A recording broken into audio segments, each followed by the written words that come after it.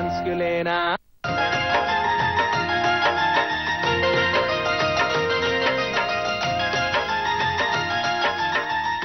સરકારી યોજના અને બાવડાના બળે વિકસતા જતા ગામડા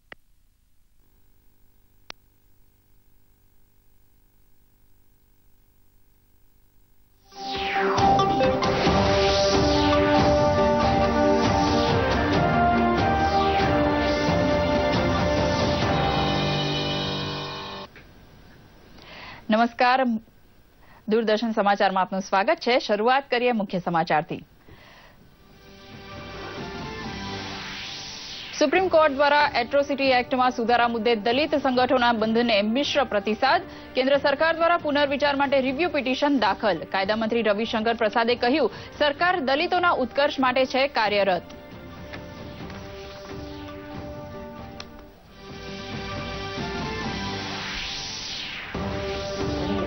એટ્રોસિટી એક્ટ મુદ્દે રાજ્યમાં દલિત સંગઠનો દ્વારા દેખાવો। ક્યાંક બજારો બંધ કરાવવામાં આવ્યા તો ક્યાંક ચક્કાજામના છૂટક બનાવો બન્યા।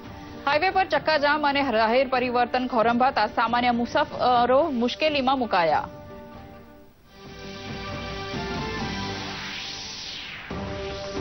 જમ્મુ કાશ્મીરના શોપિયાન, અનંતનાગ અને કાસદોરામાં થયેલી અથડામણમાં 13 આતંકવાદી ઠાર, 3 જવાન અને 4 નાગરિકોના મોત, 1 આતંકી ઝબ્બે। મોટા પ્રમાણમાં મળી આવ્યા હથિયારો કબજે કરાયા।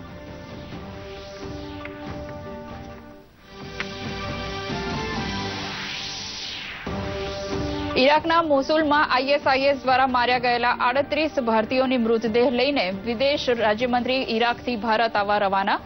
મૃતદેહોને સૌપ્રથમ અમૃતસર અને ત્યારબાદ પટણા અને કોલકાતા લઈ જવાશે।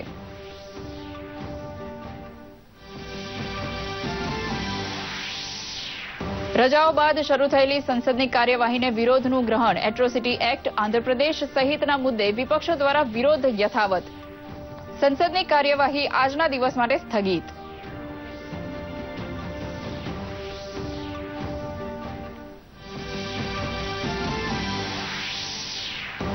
નશાખોરી માટે ઉપયોગમાં લેવાતા 600 જેટલા ઇન્જેક્શન્સ તથા માદક પાવડર સાથે વડોદરા એસઓજી પોલીસે 2 યુવાનોની કરી ધરપકડ। વધુ તપાસાર્થે હાલ પોલીસના રિમાન્ડ પર। મયુર ગાયકવાડ અને સચિન પરમારે આ ડ્રગ મુંબઈ અને આગ્રાથી ખરીદી હોવાનું કબૂલ્યું।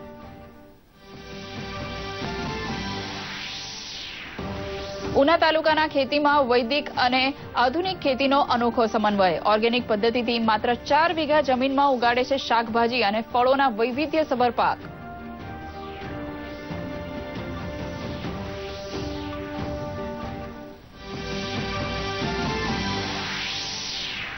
આજે વર્લ્ડ ઓટિઝમ દિવસ। ઓટિઝમ પીડિતોના માનવીય ગૌરવ અને અધિકારોના રક્ષણ માટે યુનાઇટેડ નેશન્સ દ્વારા કરવામાં આવે છે ઉજવણી।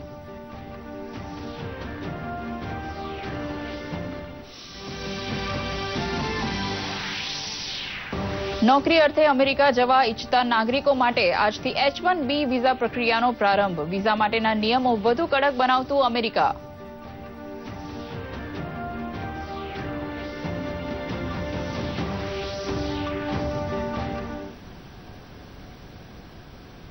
સમાચાર વિગતવાર જોઈશું। કેન્દ્ર સરકાર અનુસૂચિત જાતિ અને અનુસૂચિત જનજાતિ અધિનિયમમાં સુધારાને લઈને સુપ્રીમ કોર્ટના આદેશ અનુસાર સુપ્રીમ કોર્ટમાં આજે પુનઃ વિચાર પિટિશન દાખલ કરવામાં આવી છે। કાયદામંત્રી રવિશંકર પ્રસાદે જણાવ્યું હતું કે સરકાર દલિતોના અધિકારોની રક્ષા માટે પ્રતિબદ્ધ છે। દલિત આદિવાસીનું રક્ષણ કરવું અમારી સરકારનું પ્રાધાન્ય છે। તેમણે આરોપ લગાવ્યો હતો કે વિપક્ષ આ મુદ્દે રાજનીતિ કરી રહ્યો છે। આ મુદ્દે આજે દલિત સંગઠનોએ ભારત બંધનું આહવાન કર્યું છે। દરમિયાન કેન્દ્રીય મંત્રી રામવિલાસ પાસવાને બંધ ખતમ કરવા માટે અપીલ કરી છે। તેમણે કહ્યું કે અનુસૂચિત જાતિ અને જનજાતિ અધિનિયમમાં સુધારાને લઈને સુપ્રીમ કોર્ટના આદેશ ઉપર સુપ્રીમ કોર્ટમાં પુનઃ વિચાર પિટિશન સરકાર દાખલ કરી છે।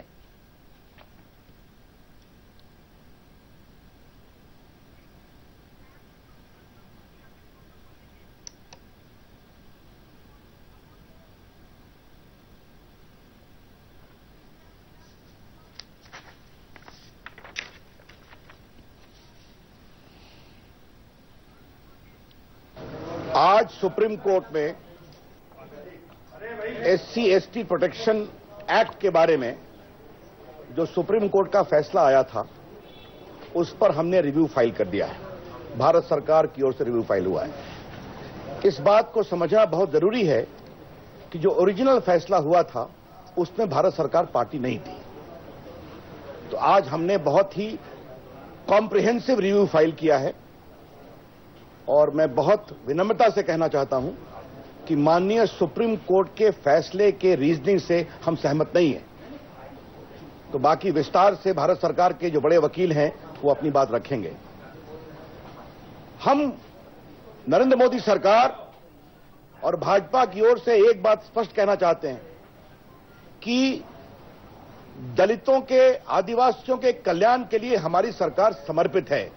हम लोगों ने देखा है कि मंडल कमीशन का जब रिपोर्ट आया था और प्रमोशन में रिजर्वेशन का सवाल आया था खत्म करने का, तो उस समय में क्या कहते हैं कि 92 में कांग्रेस पार्टी की सरकार थी और उसको जाने में 3 साल लगा था।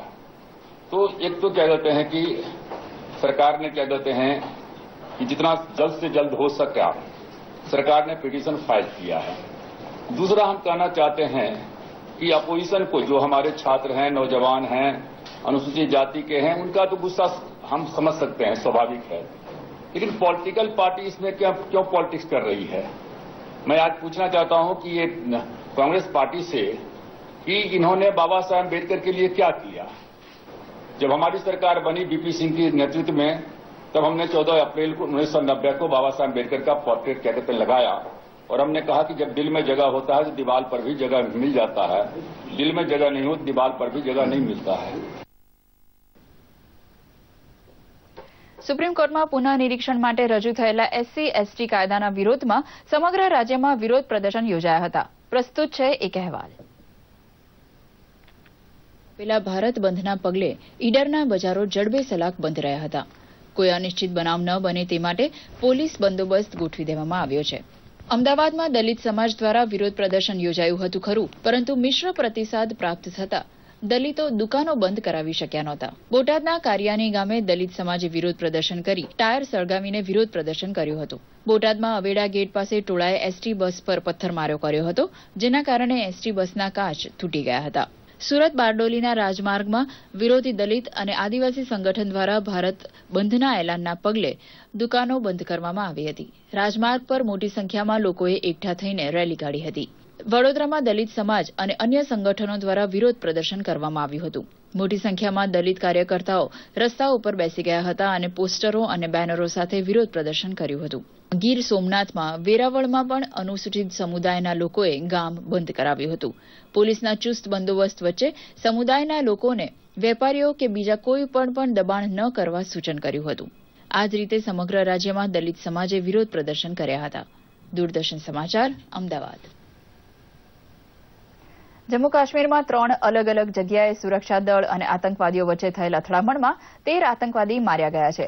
આ અથડામણમાં સુરક્ષા દળના 3 જવાનો પણ શહીદ થયા છે, જ્યારે 4 નાગરિકો મૃત્યુ પામ્યા હતા અને લગભગ 2 ડઝન લોકો ઇજાગ્રસ્ત બન્યા છે. સુરક્ષા દળને એક આતંકવાદીને જીવતો પકડવામાં સફળતા મળી છે. ગત વર્ષે મે માસમાં લેફ્ટનન્ટ ઉમર ફયાઝની કાયરતાપૂર્ણ હત્યામાં સામેલ આતંકવાદીઓને આ અથડામણમાં ઠાર મરાયા છે. માર્યા ગયેલા આતંકવાદીઓમાં 2 ટોચના આતંકવાદી ગણાવાયા છે. આતંકવાદીની ઉપસ્થિતિની ખબરથી શોપિયાનના ધ્રાગડ અને કચદુરા અને અનંતનાગના અંતરિયાળ વિસ્તારમાં શોધ અભિયાન ચલાવાયું હતું, જે દરમિયાન શોપિયાનમાં ઉપસ્થિત આતંકવાદીઓએ ગોળીબાર કરી ભાગવાનો પ્રયત્ન કર્યો હતો. જવાનોની જવાબી કાર્યવાહીમાં શોપિયાનમાં 12 આતંકવાદીઓનો ખાત્મો બોલાવાયો છે, જ્યારે અનંતનાગના દિયાલગમમાં અથડામણમાં ઉરુફને ઠાર મરાયો હતો. માર્યા ગયેલા સ્થાનિક આતંકવાદીઓ પાસેથી મોટી માત્રામાં હથિયાર મળી આવ્યા હતા. ઇરાકમાં માર્યા ગયેલા 40માંથી 38 ભારતીયોના પાર્થિવ શરીરને સ્વદેશ પરત લાવવા વિદેશ રાજ્યમંત્રી જનરલ વી.કે. સિંહ ઇરાકથી ભારત આવવા રવાના થયા છે. આતંકી સંગઠન ISISએ 48 ભારતીયોની હત્યા કરી હતી અને આ ભારતીયોના પાર્થિવ શરીરને ઇરાકમાં ભારતીય દૂતાવાસને સોંપવામાં આવ્યા છે. વિદેશ રાજ્યમંત્રી વી.કે. સિંહ તેને લઈને આજે સ્વદેશ પરત ફરવા ઓન વે છે.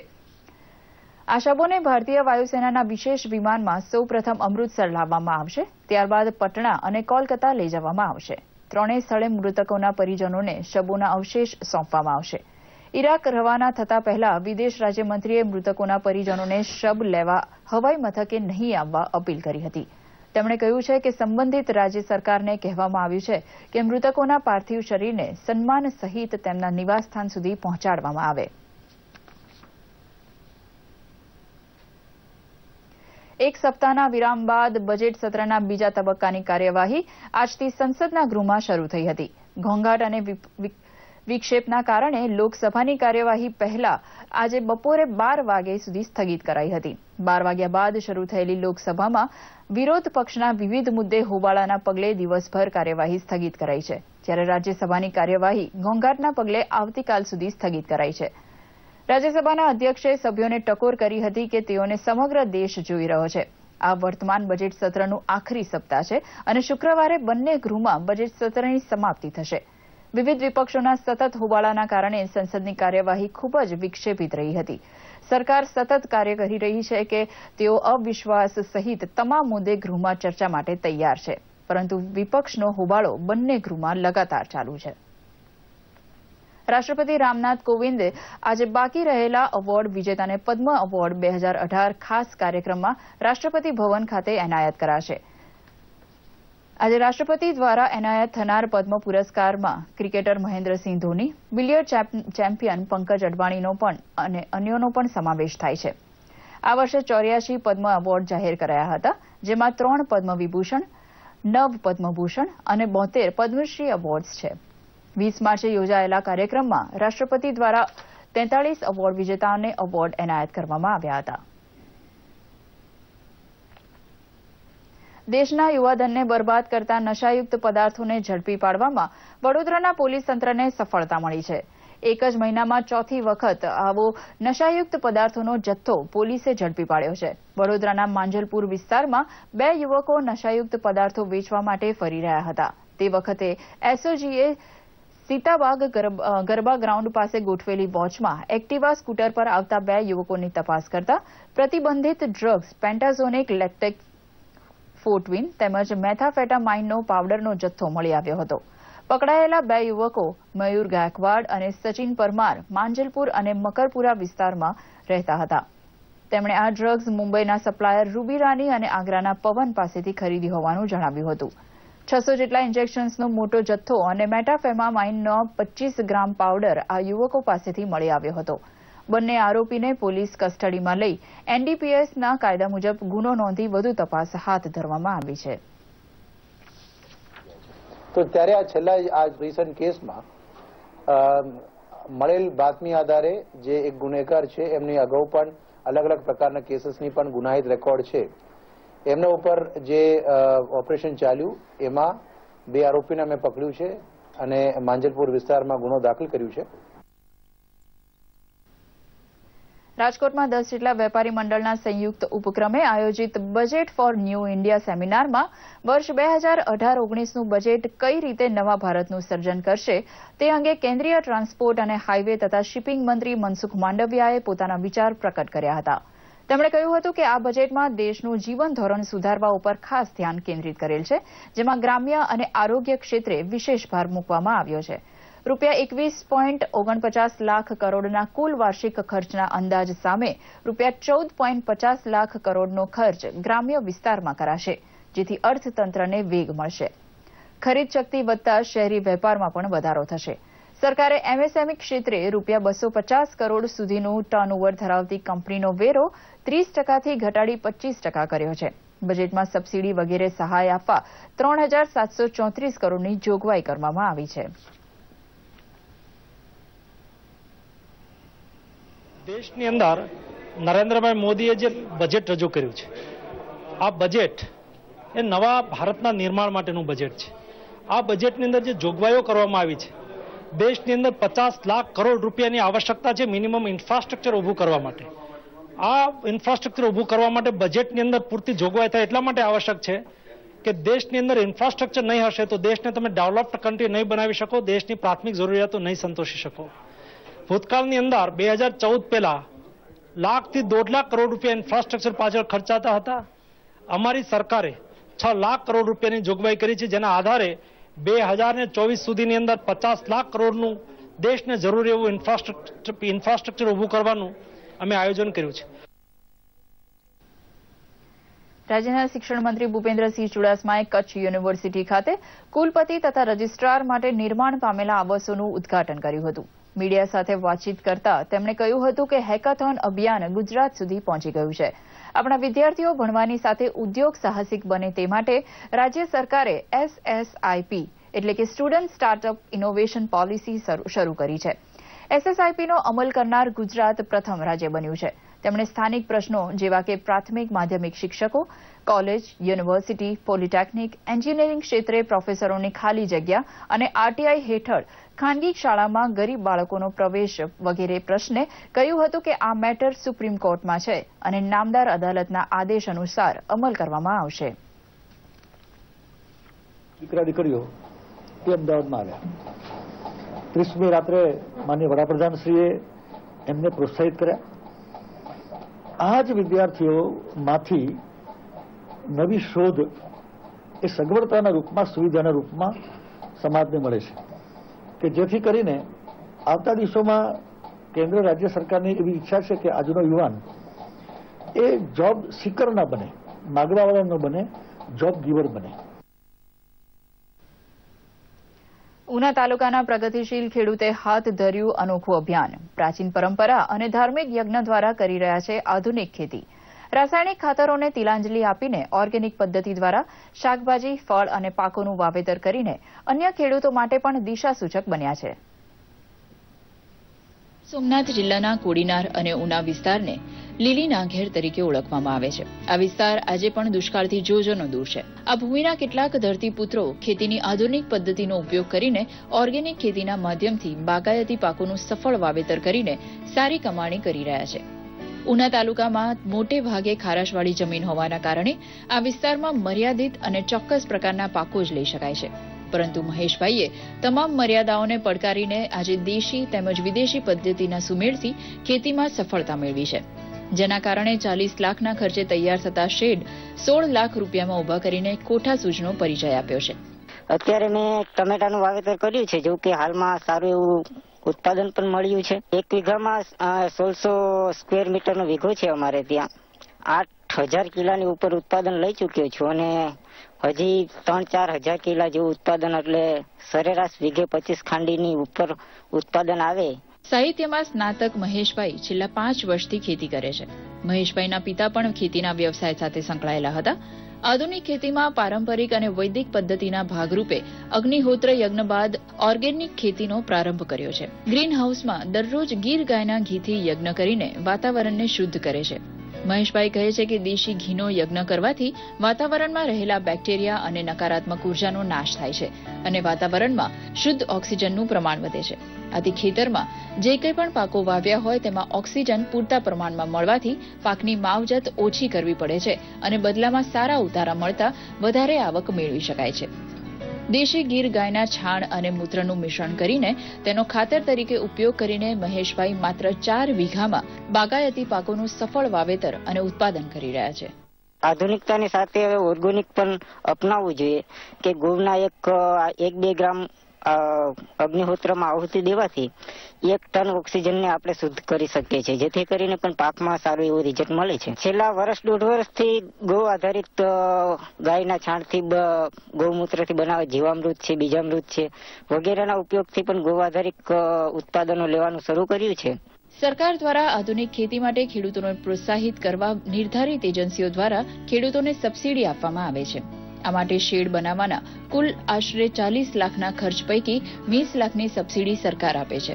જોકે મહેશભાઈએ માત્ર 16 લાખમાં તમામ શેડ ઉભા કરીને સરકારના 20 લાખ અને તેના પોતાના 4 લાખની બચત કરીને તેમને કોઠાસૂઝનો પરિચય આપ્યો છે.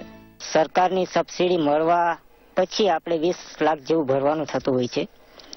તો જે મેં મારી જાતે પછી બનાવ્યું કે મારી જાતે મારા પ્લાન મુજબ મારી રીતે સ્ટ્રક્ચર ઊભું કરવું છે, તો મેં આ સ્ટ્રક્ચરનું આખું ફોર્મ્યુલોથી માંડી અને નેટ ફિટિંગ, સિલાઈ દરેક કામ મેં મારી જાતે કર્યું છે. ટોટલ કામ 16 લાખને આડેગાળે કમ્પ્લીટ કરી લીધેલું છે, જેથી સરકારમાં સબસિડી મળવા પાત્ર હોય અને પછી જે રકમ ભરવાની થતી હોય એમાં પણ 3-4 લાખ રૂપિયાની બચત કરી છે મેં.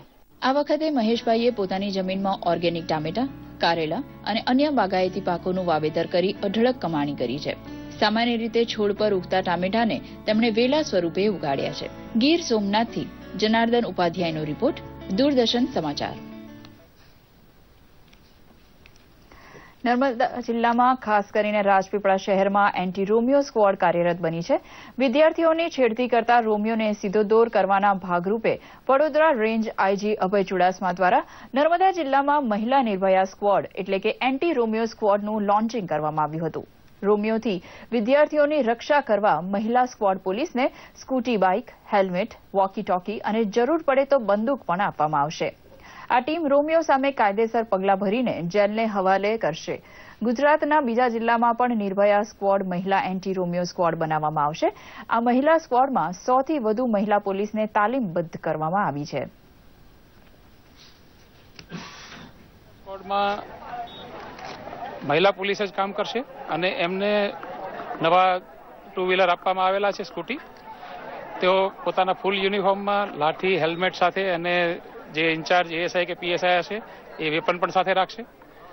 તેઓ સ્કૂલ, કોલેજની મુલાકાતો લેશે, ત્યાં એ વિસ્તારમાં પેટ્રોલિંગ રાખશે અને બહેનોને પરેશાન કરતા ઈસમો કે રોમિયો ટાઈપના જે છોકરાઓ છે એ લોકો વિરુદ્ધ સખ્ત કાર્યવાહી કરશે. દરેક સ્કૂલ, કોલેજમાં જિલ્લા પોલીસ દ્વારા એક ફરિયાદ બોક્સ પણ મૂકવામાં આવનાર છે. જે બહેનો કદાચ ખુલ્લી રજૂઆત ના કરી શકે તે ફરિયાદ બોક્સ મારફતે રજૂઆત કરે અને નિર્ભયા સ્ક્વોડના બહેનો વખતો વખતે ફરિયાદ પેટી ખોલી અને એમાં જે ફરિયાદો છે એ પ્રમાણે કાયદાકીય કાર્યવાહી કરશે. નર્મદા જિલ્લામાં જે આદિવાસી વિસ્તાર છે એમાંથી જે આવતી આજુબાજુના ગામડાની જે છોકરીઓ છે એમની જે સ્કૂલોમાં, કોલેજોમાં આવે છે એ લોકોને જે છેડતીના એવા ઘણા બધા બનાવો બને છે, તો એના માટે અમે એમના પગલાં ભરીશું. આજે વર્લ્ડ ઓટિઝમ દિવસ છે. લોકોમાં આ બીમારીને લઈને જાગૃતિ આવે તે માટે યુનાઇટેડ નેશન્સ દ્વારા દર વર્ષની 2 એપ્રિલને ઓટિઝમ અવેરનેસ ડે જાહેર કરવામાં આવ્યો છે. ઓટિઝમથી પીડાતી વ્યક્તિઓ કોઈપણ વસ્તુઓ કે પ્રવૃત્તિઓ જલ્દીથી શીખી શકે છે અને તેમના માનવીય ગૌરવ અને અધિકારોનું રક્ષણ થાય તે હેતુથી અલગ અલગ કાર્યક્રમોનું આયોજન કરી તેની ઉજવણી કરવામાં આવે છે. બાળકના જન્મ વખતે પિતાની વધુ ઉંમર, માતાને ડાયાબિટીસની બીમારી, જન્મ સમયે બાળકનું ઓછું વજન, સગર્ભાવસ્થા દરમિયાન માતાએ લીધેલી અમુક દવાઓ જેવા અલગ અલગ કારણોસર આ બીમારી બાળકને થઈ શકે છે. આવા બાળકોનો બુદ્ધિઆંક ઓછો હોઈ શકે છે. જો કે તેને મનબુદ્ધિની બીમારી કહેવાતી નથી. દર 100માંથી 1 બાળક ઓટિઝમથી પીડિત હોય છે. અમેરિકાના રાષ્ટ્રપતિ ડોનાલ્ડ ટ્રમ્પ પ્રશાસને H-1B વિઝાની અરજી પ્રક્રિયા આજથી શરૂ કરી છે. વિઝાનું કામ સંભાળતા અમેરિકી નાગરિકતા અને આયોજન સેવા વિભાગે એ બાબતના કડક નિર્દેશ આપ્યા છે કે નાનામાં નાની ભૂલને બક્ષવામાં નહીં આવે. અમેરિકામાં 1 ઓક્ટોબરથી શરૂ થઈ રહેલા નવા નાણાકીય વર્ષ 2019 માટે આ અરજી પ્રક્રિયા શરૂ થઈ રહી છે. H-1B વિઝા H-4 વિઝા એ છે કે જે વિદેશી કર્મચારીઓને અને તેમના સાથીને અમેરિકામાં કામ કરવાની પરવાનગી આપે છે. આઈટી કંપનીઓ આ વિઝા ઉપર વધુ પ્રમાણમાં નિર્ભર છે અને દર વર્ષે ભારત અને ચીન જેવા દેશમાંથી હજારો કર્મચારીઓને આ વિઝા દ્વારા નોકરી મળે છે. ડાંગ જિલ્લામાં મોટા ચેકડેમોના કામ પૂર્ણ કરવા પર ભાર મૂકતા પ્રભારી મંત્રી રમણલાલ પાટકરે આયોજન મંડળની બેઠકમાં વિકાસ કામો બેવડાય નહીં, કામોની ગુણવત્તામાં બાંધછોડ ન થાય તેમજ કામ નિયત સમય મર્યાદામાં પૂર્ણ કરવા ઉપર ભાર મૂક્યો હતો. મંત્રીએ વર્ષ 2018-19ના ₹242.50 લાખના કામોની જોગવાઈ સામે 616.18 લાખના કામોની ચર્ચા કરી છે. તેમણે જિલ્લાના જનપ્રતિનિધિઓને સમયાંતરે વિકાસના કામોની મુલાકાત લઈ સમીક્ષા કરવા અપીલ કરી હતી. આ બેઠકમાં સંબંધિત વિભાગના અધિકારીઓ ઉપસ્થિત રહ્યા હતા અને ચર્ચામાં ભાગ લીધો હતો.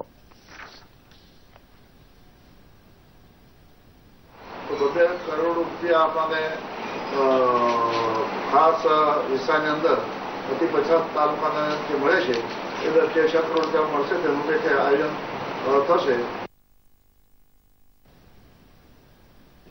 રાજ્યમાં વસતા ઉડિયા સમાજના લોકો દ્વારા 1 એપ્રિલે ઓરિસ્સા રાજ્યમાં 83મા સ્થાપના દિનની ઉજવણી કરવામાં આવી હતી. આ તકે કાર્યક્રમના અધ્યક્ષ અને ગુજરાતના રાજ્યપાલ OP કોહલીએ આ ઉજવણીને વિવિધતામાં એકતાના દર્શનરૂપ ગણાવી હતી. તદુપરાંત જગન્નાથ યાત્રા સહિત બંને રાજ્યોમાં રહેલી સામ્યતાઓ વિશે જણાવી ગુજરાતના વિકાસમાં ઉડિયા નાગરિકોના યોગદાનને બિરદાવ્યું હતું. આ તકે ઉડિયા સમાજના લોકો દ્વારા વિવિધ સાંસ્કૃતિક કાર્યક્રમોનું આયોજન પણ કરવામાં આવ્યું હતું.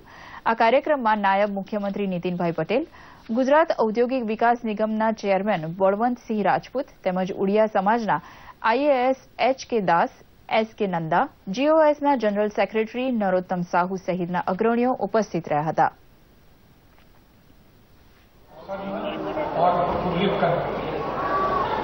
भगवान जगन्नाथ जी का यह प्रदेश जब हमको उत्कल के बारे में कुछ भी पता नहीं था, तब भी हम पुरी और भगवान जगन्नाथ ये दो शब्द अपने परिवार में, अपने घर में सुना करते. ગીર સોમનાથ જિલ્લામાં દેવડી ગામમાં લુપ્ત થતા ભવાઈ અને શેરી નાટકોની પરંપરા જાળવી રાખવા રામદેવ પીરના આખ્યાનનું આયોજન કરવામાં આવ્યું હતું. આ આખ્યાનમાં રાજુલા, જાફરાબાદ તાલુકાના ચીકાસલી તેમજ ભાડા ગામના કલાકારોએ સંગીતના તાલે કથાનું સુંદર નિરૂપણ કર્યું હતું. કલાકારોએ પોતાની કલાના કામણ પાથરતા ગામના કલાપ્રેમી પ્રેક્ષકો ખુશખુશાલ બન્યા હતા. આ કાર્યક્રમમાં કલાકારોને પ્રોત્સાહિત કરવા કેટલીક વ્યક્તિઓએ રોકડ રકમ જાહેર કરી હતી. આ આખ્યાનોમાં સમાજમાં રહેલા કુરિવાજો, અંધશ્રદ્ધા અને વ્યસનને તિલાંજલિ આપવાનો સંદેશો આપવામાં આવ્યો હતો.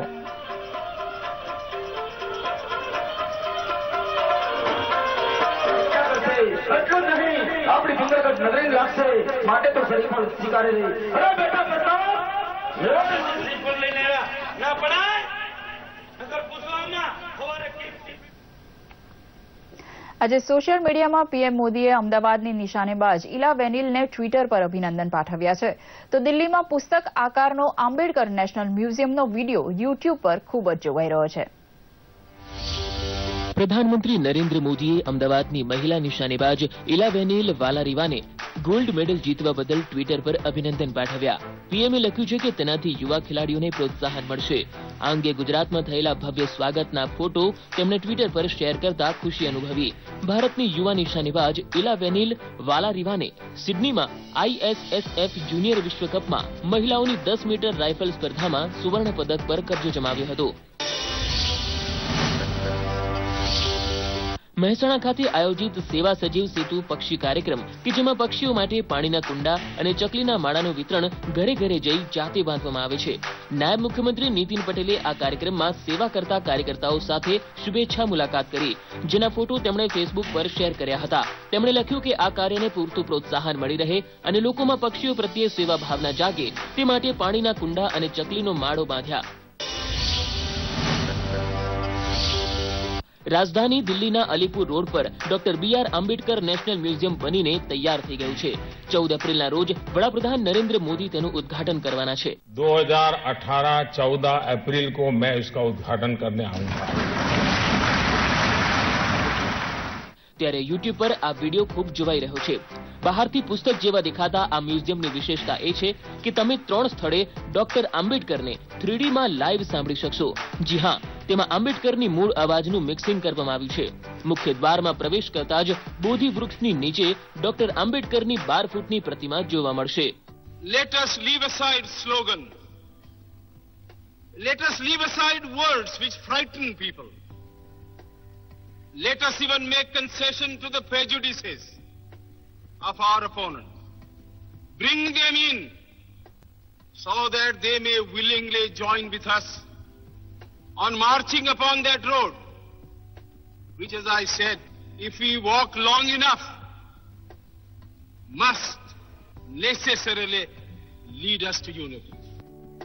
25 મહિનાની મહેનત બાદ 100 કરોડના ખર્ચે તૈયાર થયેલ આ મ્યુઝિયમ લોકોના આકર્ષણનું કેન્દ્ર બની રહેશે તેમાં કોઈ બેમત નથી. સોશિયલ મીડિયા ડેસ્ક, દૂરદર્શન સમાચાર, અમદાવાદ.